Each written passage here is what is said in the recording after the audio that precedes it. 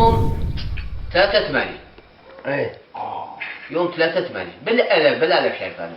اعدام جماعي. عن جماعي لا مو جماعي ايش كلهم داعش. كلهم داعش بس اسم داعش والله كلهم من 200 ومن 1000 الأحفر. لا والله طفل كلهم طفل. داعش ما في داعش بس حشيش. داعش بس حشيش. يعني قامت عليكم اهل المنطقة. هذه المنطقة هو من غدا هذه المنطقة يعني بالآلاف. واليزيدي عكس وجهة نظر الإسلام. يعني يقول لك هذا المسلم جاي يسوي هيك شوف أخلاق اليزيدي. ما فعلا.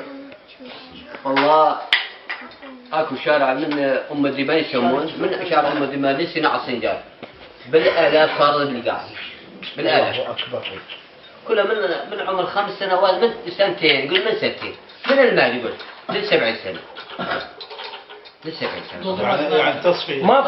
ماكو تمييز. يزيدي ما تنتهي ولا الشيعة دقيقة يموت الشيعة راسه ما في مجال. بس كم مرة سألوني قالوا أنت شنو؟ قلت له مسلم. ما الزحام صار مثلا إيش اسمه؟ شنو أنت مسلم؟ عائلك كلها وراي. مسلم امشي. إذا أقول له يزيد أو يقول له شيعة أنت أمري. بس أقول له مسلم امشي.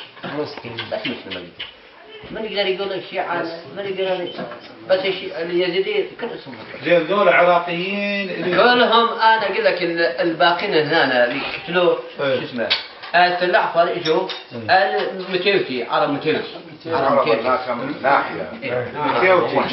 عشيرة يعني عشيرة كبيرة. زين شفتوا قادات عرب شيشان كلهم شيشاني كلهم اجنبي. الاجنبي اكثر لحيته احمر اكثر لحيته احمر. هذول الشيشان ما شاء الله احمر الشيشان دول صحيح اخذوا بيوت وجابوا عوائلهم من برا. هذا التلاحفر شفت؟ يعني سكنوا التلاحفر اكثر من 300 عائله بيه منين؟ من شيشان ومن شو اسمه حتى يقولون من الصين من ما ادري من يبين من دول عالم تركمانستان كلهم موجود بس كلهم عوائل كلهم عندهم عوائل جايبين عوائل كلهم جايبين عوائل الشيشان قالوا لهم جيبوهم وتعالوا ايه عوائل الشيشان وين نازلين